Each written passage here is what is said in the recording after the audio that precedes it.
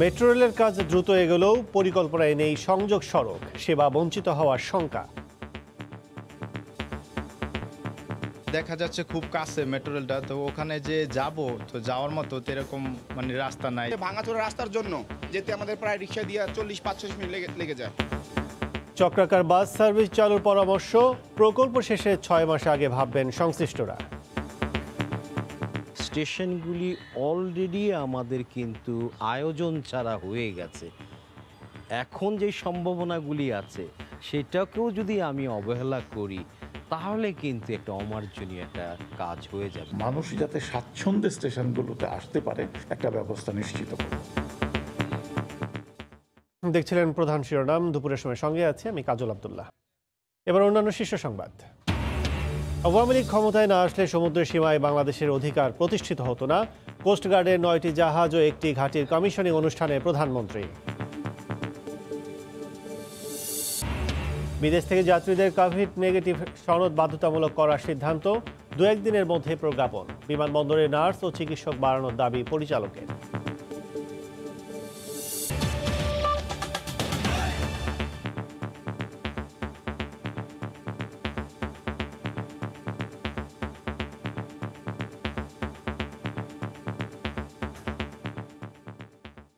Metro rail প্রকল্পের কাজ এগিয়ে চললেও এখনও শুরু হয়নি সংযোগ সড়ক বা সার্ভিস রোড নির্মাণের কাজ। ফলে শঙ্কা আছে প্রকল্প শেষ হলেও সেবা বঞ্চিত হওয়ার। মেট্রো ব্যবস্থাপক বলছেন প্রকল্প শেষ হওয়ার 6 মাস আগে তারা সংশ্লিষ্টদের নিয়ে বসবেন। তবে স্টেশন ঘিরে চক্রাবাস সার্ভিস চালু করার পরামর্শ দিয়ে যোগাযোগ বিশেষজ্ঞরা আগ থেকেই মহাপরিকল্পনার তাগিদ দিয়েছেন। আজহার লিমনের রিপোর্টে বিস্তারিত। রাজধানীর তুরাগের ধৌর এলাকা। মেট্রো রেলের প্রথম স্টেশন থেকে দূরত্ব 1.5 থেকে 2 কিলোমিটার। এই এলাকা থেকে শাহবাগ পল্টন হয়ে মতিঝিল পৌঁছাতে সময় লেগে যায় প্রায় 3 ঘন্টা। অথচ একই গন্তব্যে মেট্রো রেলে যেতে সময় লাগবে আধ ঘন্টার মতো। তাই এখানকার মানুষের প্রতীক্ষা, কবে হবে মেট্রো রেল। দিয়াবাড়ি থেকে মেট্রো লাইন শুরু হয় এমন অপেক্ষা আছে আশপাশের ডিওএইচএস, বিমানবন্দর, বাউনিয়া উত্তর আশুলিয়া এলাকার লাখ লাখ নগরবাসীর। বলা হচ্ছে আগামী বছরের ডিসেম্বরেই চালু হচ্ছে মেট্রো রেল, আর সে লক্ষ্যে কাজও এগিয়ে নেওয়া হচ্ছে চলমানের প্রকল্পে। কিন্তু যাদের লক্ষ্য করে নেওয়া প্রকল্প, সেসব সুবিধাভোগীদের স্টেশনে যাতায়াতের জন্য যে সড়ক ব্যবস্থাপনার দরকার, তার উন্নতি হয়েছে কতটা? ওই যে দেখেন মেট্রো রেল, তো এখান থেকে দেখা যাচ্ছে খুব কাছে মেট্রো রেলটা, তো ওখানে যে যাব তো যাওয়ার মতো এরকম রাস্তা নাই। দূরত্ব তো 5 মিনিট দূরত্ব, কিন্তু আমাদের ভাঙাচোরা রাস্তার জন্য আমাদের কোনো সংযোগ নেই, যেতে আমাদের প্রায় রিক্সা দিয়ে 40-45 মিনিট লেগে যায়। সরেজমিন ঘুরে দেখা গেছে মেট্রো রেলের প্রথম 3টি স্টেশন রাজুক পরিচালিত উত্তরা 3য় প্রকল্প এলাকায় এখনো বসতি গড়ে ওঠেনি। তাই প্রাথমিক সুবিধাভোগী আশপাশের নগরবাসী। রাজুক সহ বিভিন্ন সংস্থার এসব এলাকা সংযোগ করে সড়ক করার মহাপরিকল্পনাও আছে, কিন্তু বাস্তবে এসব সড়ক বর্ধিত কিংবা সংস্কারের কোনো কাজই শুরু হয়নি। চালু করার যথেষ্ট আগে আমরা অ্যাটলিস্ট 6 মাস আগেই ওনাদের সাথে যোগাযোগ করব এবং আমরা আন্তঃসংস্থা মিটিং করব। মানুষ যাতে স্বাচ্ছন্দ্যে স্টেশনগুলোতে আসতে পারে একটা ব্যবস্থা নিশ্চিত করব। পরিবহন বিশেষজ্ঞরা মনে করেন আগ থেকে পরিকল্পনা না নিলে আর্থিক ক্ষতিতে পড়তে পারে এই প্রকল্প। যে রোড গ্রিডটা উত্তরা 3rd ফেজে দেওয়া আছে, এটাকে যদি ডেভেলপ করে ফেলতে পারি তাহলে অনেক লোকই কিন্তু এয়ারপোর্ট থেকে অফলোডেড হয়ে মেট্রোর তখন কিন্তু যাত্রী হিসাবে তারা নিজেরাও উপকার পেতে পারে। সাথে সাথে ফিডার বাস সার্ভিস যারা যাত্রী কানেক্ট করে এখানে একটা ডোর টু ডোর ফ্যাসিলিটির ব্যবস্থা করবে, টিকিট থাকবে একটা। শহরের ভেতরের মেট্রো স্টেশনগুলোর জন্যও নেই সংযোগ সড়ক বা সার্ভিস রোড। তাই এসব স্টেশনমুখী যানবাহনগুলোর কারণে উল্টো যানজটের সংখ্যা আছে বলেও মনে করেন বিশেষজ্ঞরা।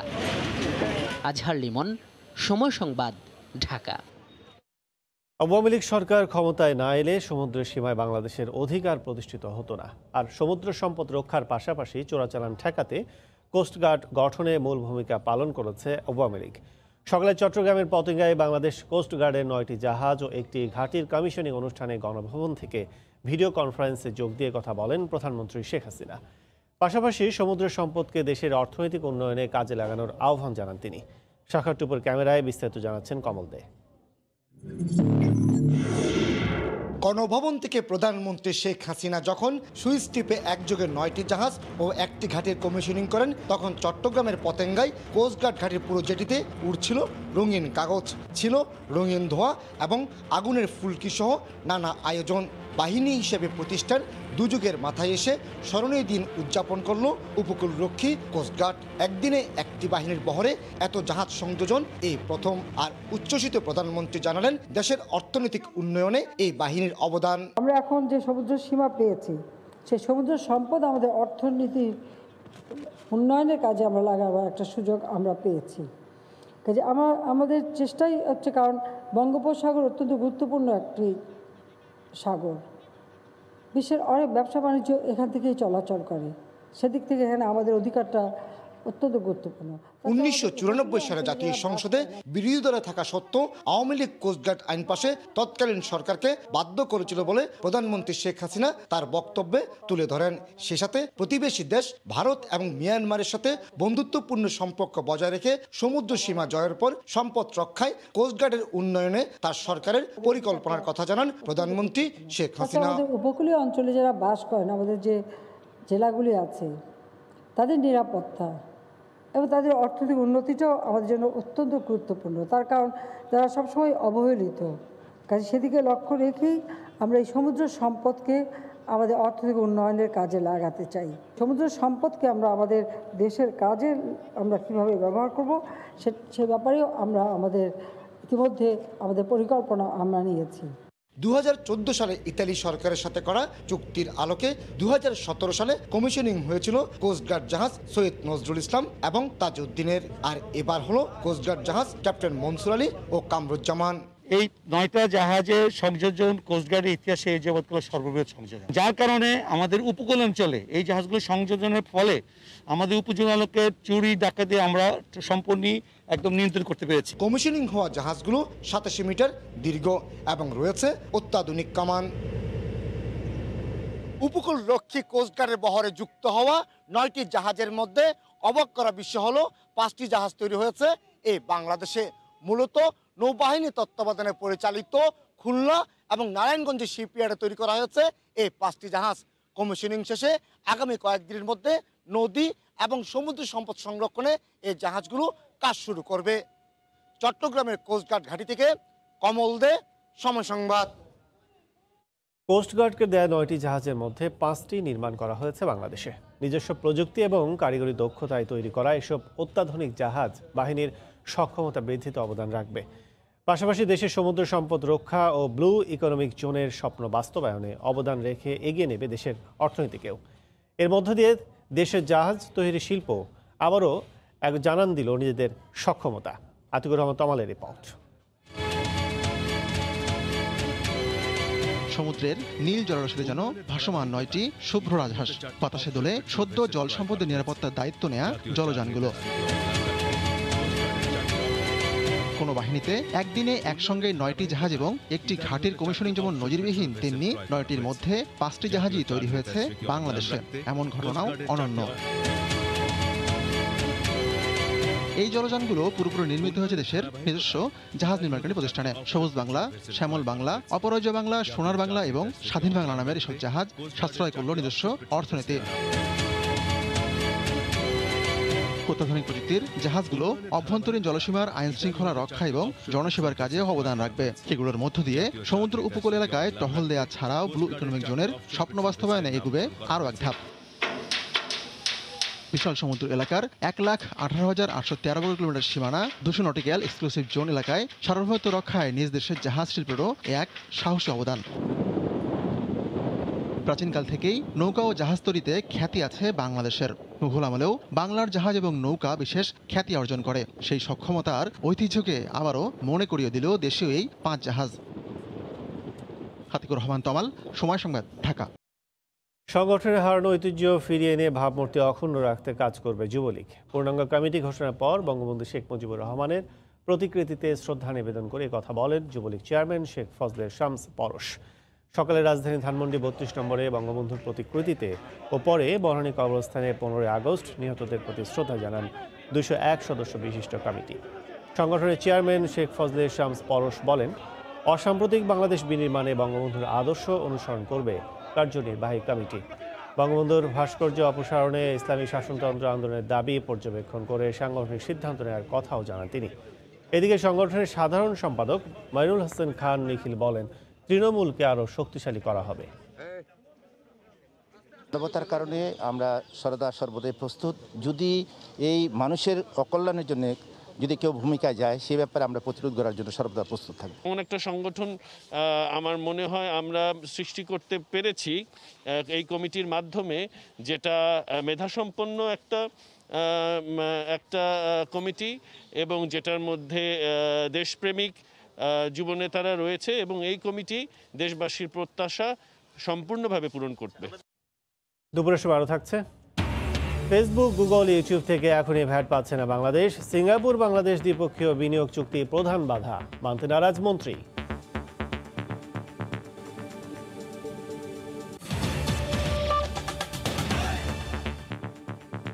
প্রজ্ঞাপন জারির মাধ্যমে 2-1 দিনের মধ্যেই বিদেশ থেকে আসা সব যাত্রীর করোনা নেগেটিভ সনদ বাধ্যতামূলক করতে যাচ্ছে সরকার।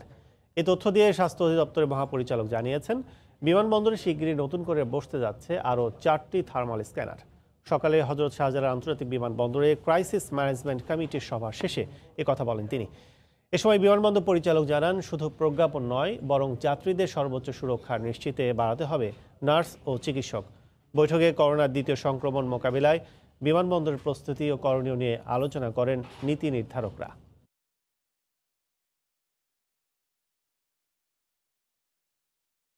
বিদেশ যাত্রীদের জন্য আমাদের এটা বাধ্যতামূলক যে বিদেশি যারা আছেন তারা অবশ্যই নেগেটিভ টেস্ট নিয়ে আসবেন। আর এখান থেকে যদি কেউ নেগেটিভ টেস্ট না নিয়ে আসেন, সমস্ত যাত্রীদের ব্যাপারেও একই সিদ্ধান্ত আছে। এটা হয়তো 1-2 দিনের মধ্যে এটা সার্কুলেট হবে।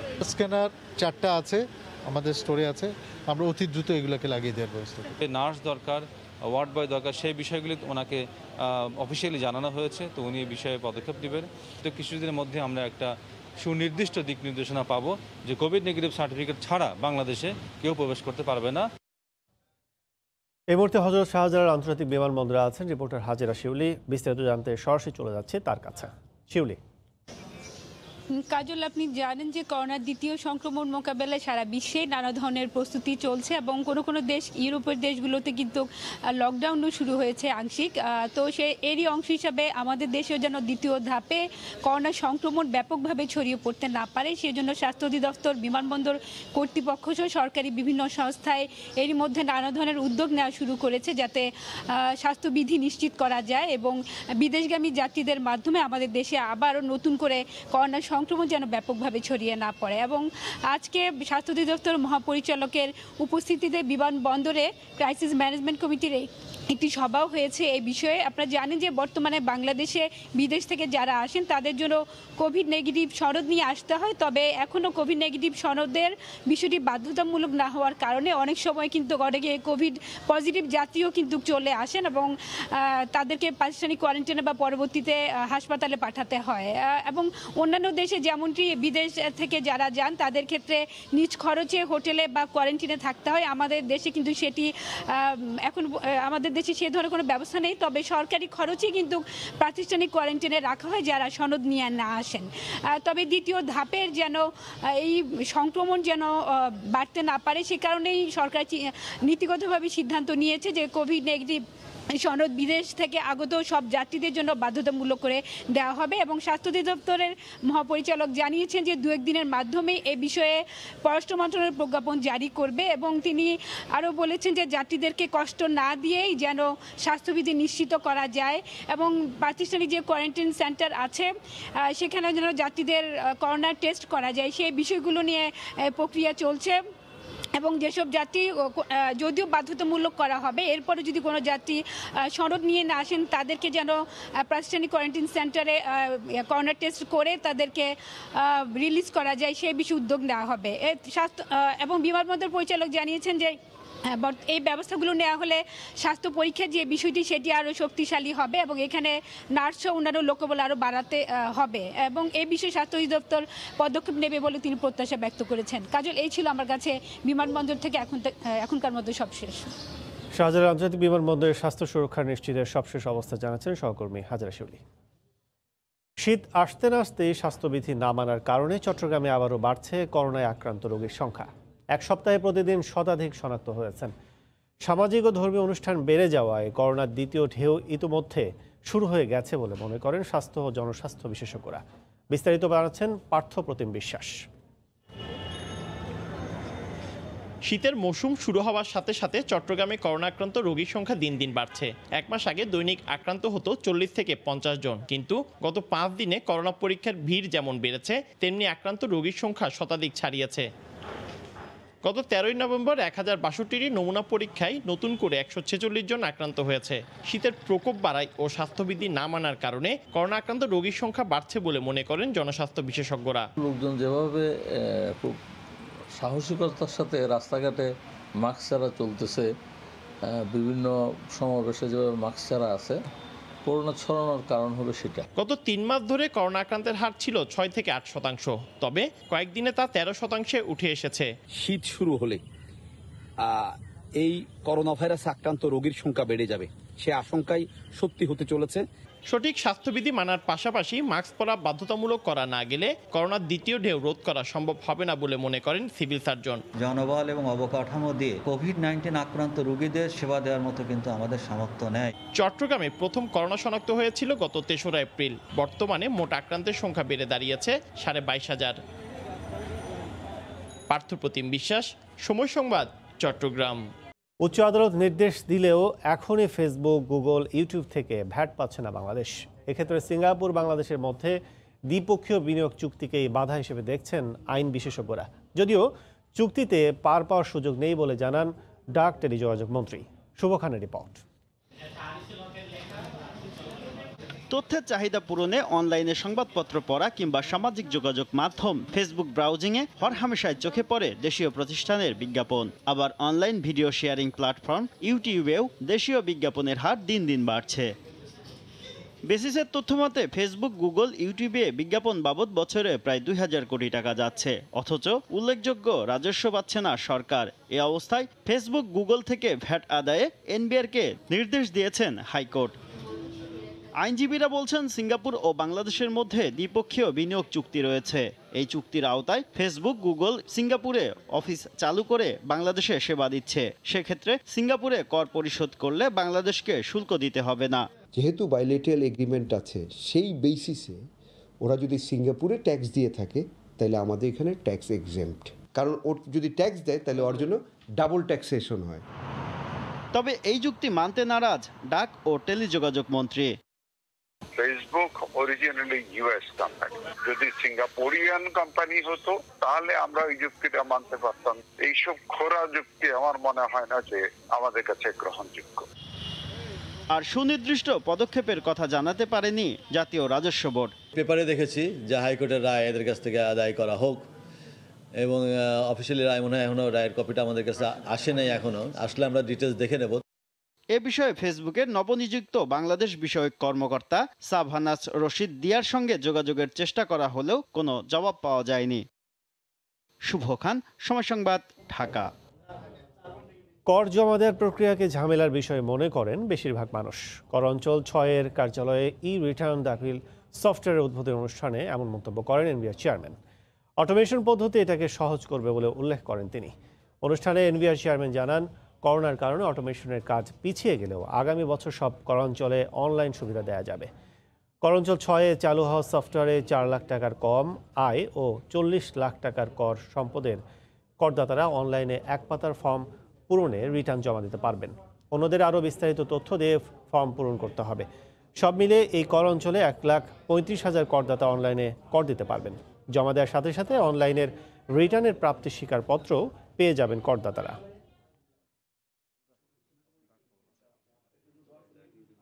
সচ্ছল লোকের যে ট্যাক্সের, ইনকাম ট্যাক্সের যে পরিমাণটি নির্ধারিত হয় সব কিছু ক্যালকুলেশনের পরে, সেটি তার জন্য খুব কষ্টকর নয় পরিশোধ করা।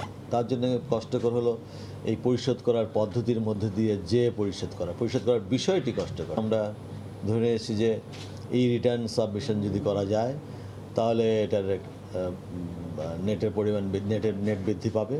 অনেক বেশি সংখ্যক লোক নির্ঝঞ্ঝাট নিশ্চিন্তে ট্যাক্স রিটার্ন জমা দিতে পারবেন এবং ট্যাক্সও দিতে পারবেন। হিমালয়ের হিমেল বাতাস আসার সাথে সাথে উত্তরের জেলা ঠাকুরগাঁওয়ে খেজুরের গুড় তৈরিতে ব্যস্ত গাছিরা। শীত আসার আগেই বাড়িতে বাড়িতে শুরু হয়ে গেছে পিঠাপুলির আয়োজন। এ কারণে হাট বাজারগুলোতেও চাহিদা বেড়েছে সুস্বাদু খেজুর গুড়ের। ঠাকুরগাঁও থেকে জিয়াউর রহমান বকিলের পাঠানো তথ্য, ছবিনা রিপোর্ট। কুয়াশায় ঢাকা ভোর, সূর্যোদয়ের সাথে সাথে গাছিরা ছুটেন খেজুরের রস সংগ্রহে।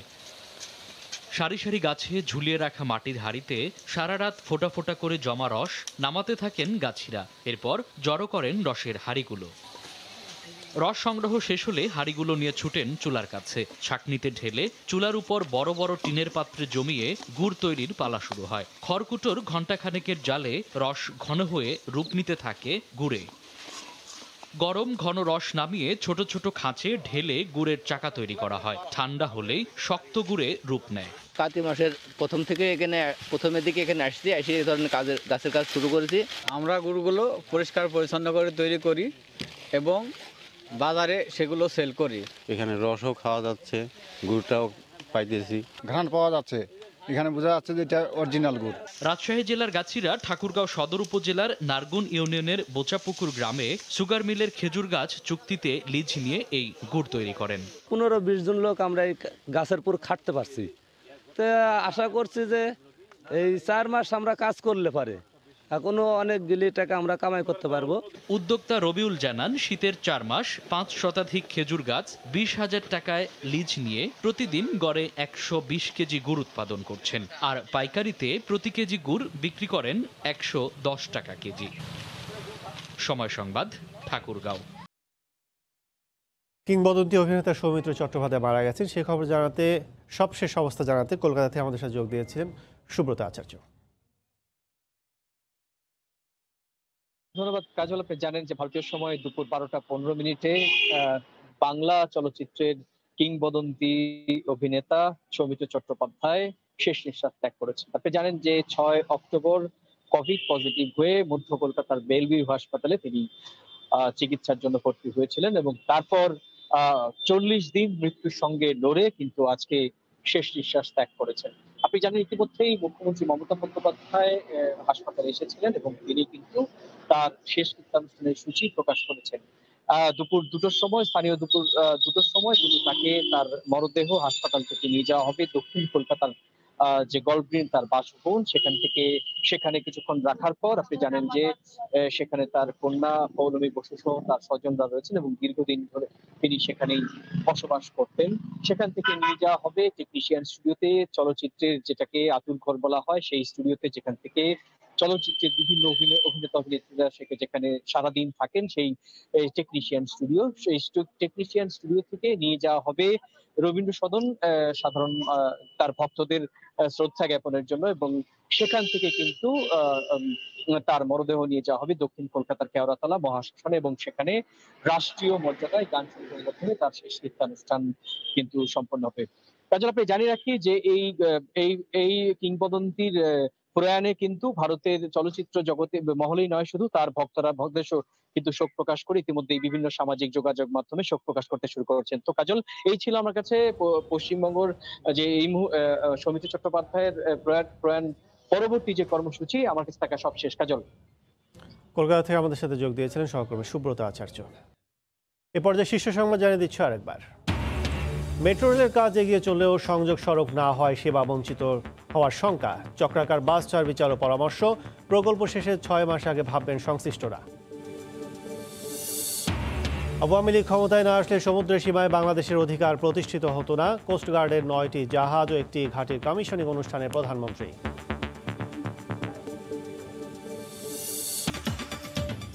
এই ছিল দুপুরের সময়ে, সঙ্গেই থাকুন সময়ের।